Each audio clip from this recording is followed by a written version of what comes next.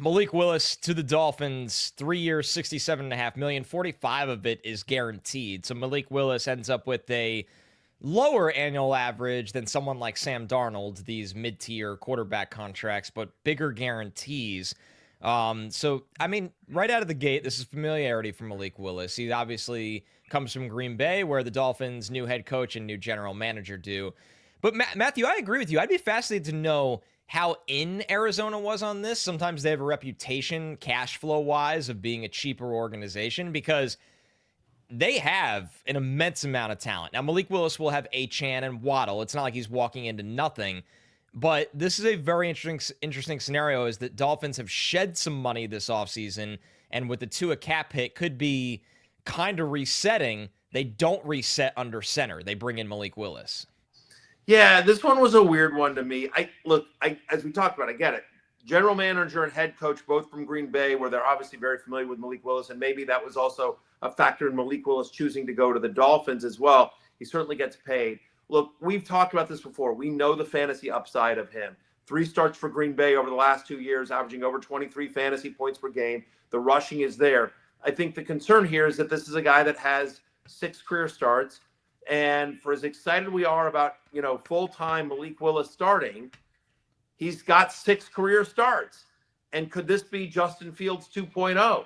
Well, I raised my hand. I was excited about Justin Fields fantasy-wise heading into the year. And that obviously did not work out when he had a full-time job, but he went to a dysfunctional organization with not a ton of talent around him. And so are the Dolphins as bad as the Jets in that scenario? No. But are they close? Kinda. This is a team that's had a lot of turnover here. And to your point, Devon Achane, Jalen Waddle, and not much else. You don't feel great about this offensive line. I don't think. I also think from a fantasy perspective. So for Malik Willis, I think he's probably in the QB 12 to 16 range. I think he's a mid-tier QB2 that's got low-end QB1 upside. Quarterback's really deep. I don't know if people have sort of looked at rankings yet or done any best ball drafts, but quarterback is super deep next year. So it's one of the reasons why. But given the small sample size and that there's definitely a scenario where this goes south, right? Given the lack of experience by Willis and the lack of talent, and it's a new offense coordinator, Bobby Slowick, who I don't know that he can take much from last year when he was with McDaniel, up and down seasons in Houston.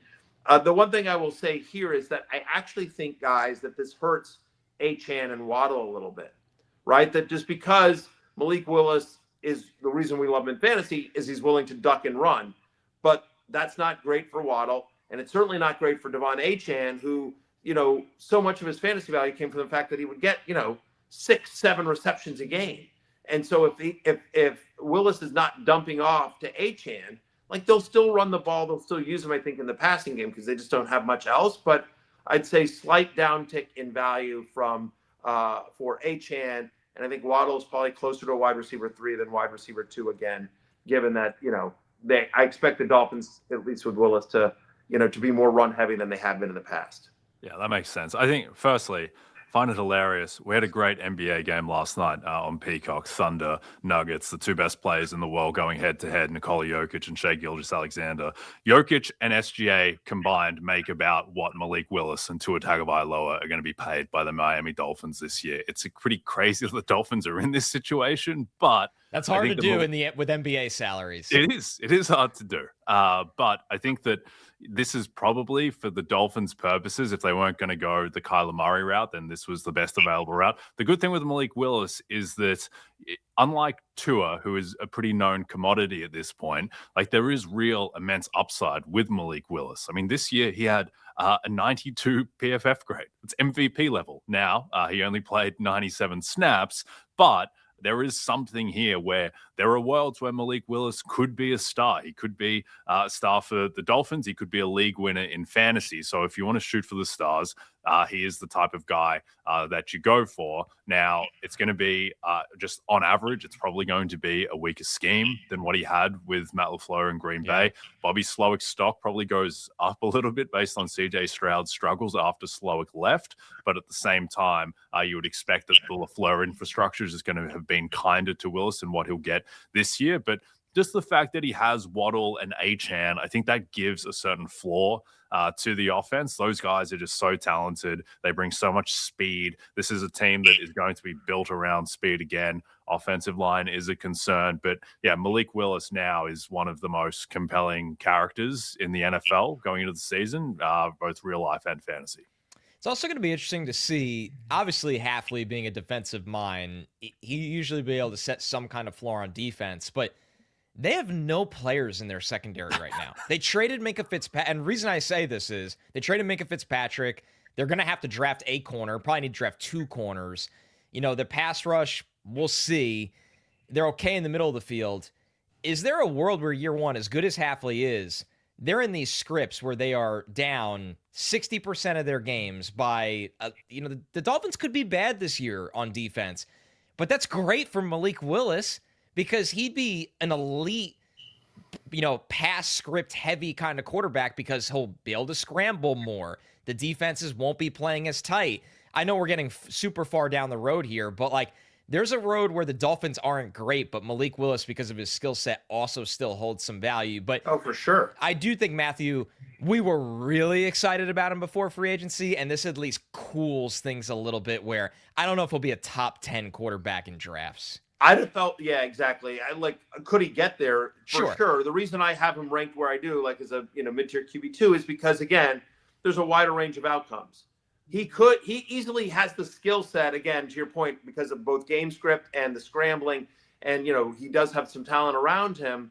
And, free agency isn't done yet. And I still keep the light on for Malik Washington to become a thing. So, there's still, potential opportunity for him to be a top 5, top 7 quarterback. But there's also a scenario where, again, he's this year's Justin Fields and just the bottom falls out. And those 3 games were just sort of the games that he made appearances were either down big or just, again, being in the Packers structure is different than being in the Dolphins structure. So it'd be really interesting to see sort of how it all plays out. But we're, it's an interesting one. It's a very interesting one where we'll see how the Dolphins play out. Hey, it's Matthew Berry from NBCSports.com and Rotoworld.com, and I want to thank you so much for watching whatever it is you just watched, or if nothing else, being too lazy to click out of the autoplay after this video started, after whatever it is you actually wanted to watch finished. But now that you're here, I'd like to take a moment here to ask you respectfully now, okay? I'm asking you respectfully to subscribe to the NFL on NBC YouTube channel. You'll get the latest Rotoworld fantasy news headlines, all sorts of great shows, including my own Fantasy Football Happy Hour. So go subscribe now. Again, I'm asking respectfully.